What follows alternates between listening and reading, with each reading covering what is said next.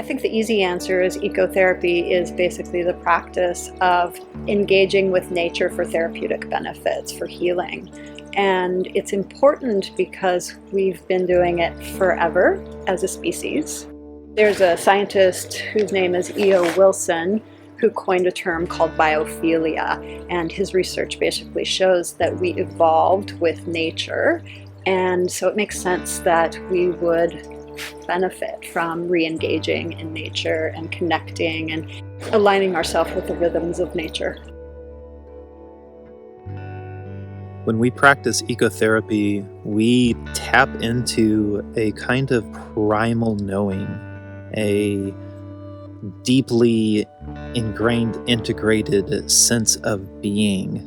The original gods that humanity worshipped were gods of nature. They were gods of fire and lightning and the sky and trees and mountains. And we live deeply integrated with the natural world and with the elements that make it up. And it's only in the last few hundred years that we've started to really remove ourselves from them. Can't separate us from earth, fire, water, air, and space. The same stuff that makes up the planet and the stars is inside of us too. And when we spend time in the natural world, it reminds us who we are. It reminds us of the profound interconnectedness that lies not only in our physical makeup, but in our metaphysical connectedness too.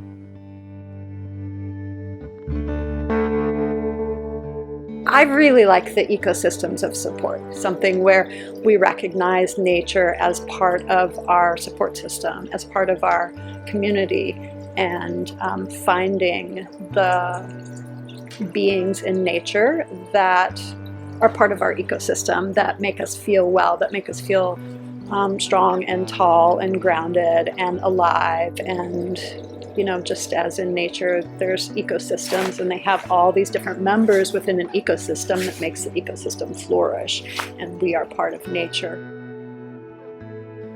Outside of walking through a forest, I do love all the elements, but there are few things as magical as fire. I love spending time with fire. I love building fire, tending to it, sitting with it, meditating with it, cooking over it, mindfully letting it go.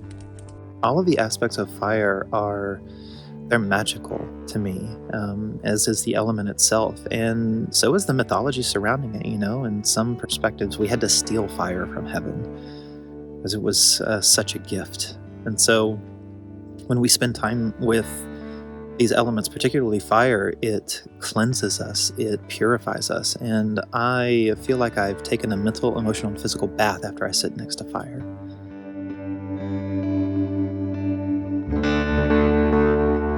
It's awesome, and you should totally do it.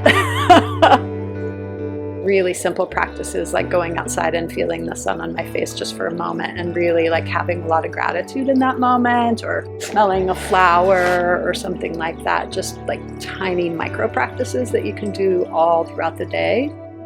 The easy answer is spending more time in nature. But I think, a lot of times as humans, if we haven't had a lot of exposure, we go out into nature and we're kind of meandering through, a little bit mindless, or thinking about our shopping list, or thinking about the stress at work. And, the difference between just being in nature, being active in nature, and ecotherapy is really engaging mentally and maybe energetically, emotionally, spiritually too, with something that you find there, right? So going to the park and seeing what you're drawn to, and really spending some time with the colors and the designs and the aliveness of the tree or the flower.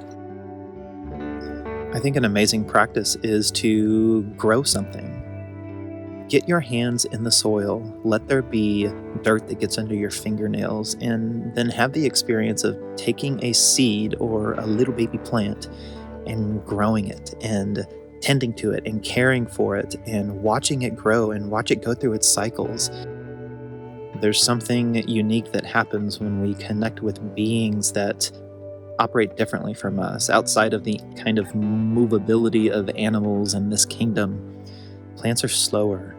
Their lessons and their communication is more still, and there's quite a bit that we can learn when we're still and sit with the growth process of them. I think that there's not really a limitation to the healing benefits. Um, yeah, on the surface, it can be the micro practices, and on a deep level, it's like aligning our days, our work days, our rhythms with the sun and the seasons and those types of things. So it can go pretty deep. Thousands of years ago, we didn't need ecotherapy. It was integrated into every bit of our life. And nowadays, we have to have these whole branches of psychology and study, and we have to remind ourselves and sometimes even force ourselves to go outside, to touch grass, to take a walk, whatever the kids are saying these days. But we come from these elements, and it's important that we remember that because we will return to them too someday. But there's a deep peace that comes over us when we immerse ourselves in the natural world and we put ourselves in the places where all of the cycles of life are present simultaneously, because it reminds us that that's always here and that we're part of it.